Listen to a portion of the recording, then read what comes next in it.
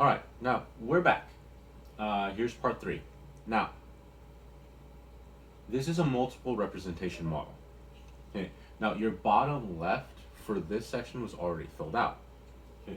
You had a variable equaling another or equaling a term. All right. Here, my term that I'm using is 4a. Okay. On the other side is z. All right. Now, I'm going to create a table from this. All right. Now, when I create a table, I'm creating a linear equation. I'm creating a line that I can graph. Okay, so we're going to be using this table, okay, in order to fill in this graph. Okay, the expression was already given to you, so don't worry about that. Okay. Now, to start off the table, okay, I put a 0 here. Okay, now this is what I'm putting into my expression, and what it's going to go into is the term right there. So it's going to replace that. Okay, so z equals 4 times 0. Well, 4 times 0 is going to give me 0 for an answer. I'm going to put a right here. Okay, and this is going to be my answer for z. Okay, now I'm going to keep going and I'm going to put in multiple values. Okay, so I'm going to go from 0 and I'm going to put in 1. Okay, now what would happen if I were to put 1 into here? I would get 4 times 1, which my answer at the end of it would be 4.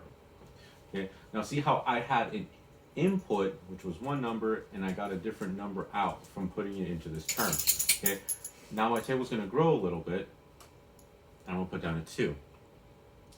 Okay, now my 2 is going to go into here. Okay, I'm going to write this out. 4 is 2, and I'm going to get 8 out. Okay, this is a function table.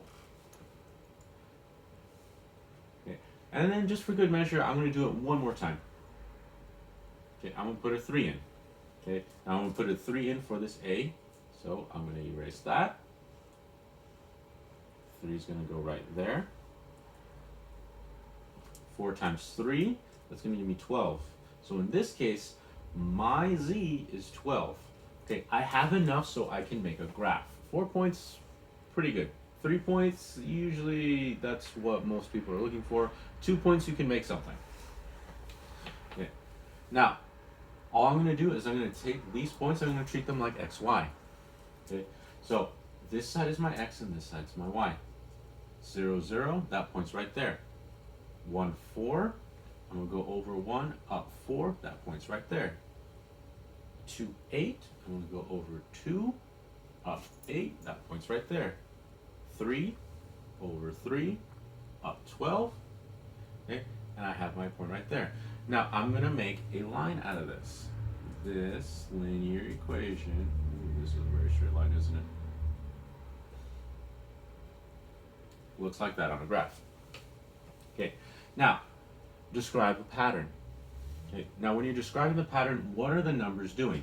Well, as I'm going and I'm adding my numbers in, and on my graph, I can tell that I'm getting higher and higher. Okay, so because my numbers are going up right here, and I notice that my numbers keep going up the higher the numbers that I use, okay, well, my pattern is increasing, but what is it increasing by? Well, we can see what the pattern is going by here. We start at 0, then we go by 4, then we go up to 8, and then we go up to 12. Okay, so my pattern is going up, it is increasing by 4. That would be the pattern in this specific scenario. Okay, what you have might be a little bit different. All right, that's going to be it for part 3. Okay, stay tuned for 4.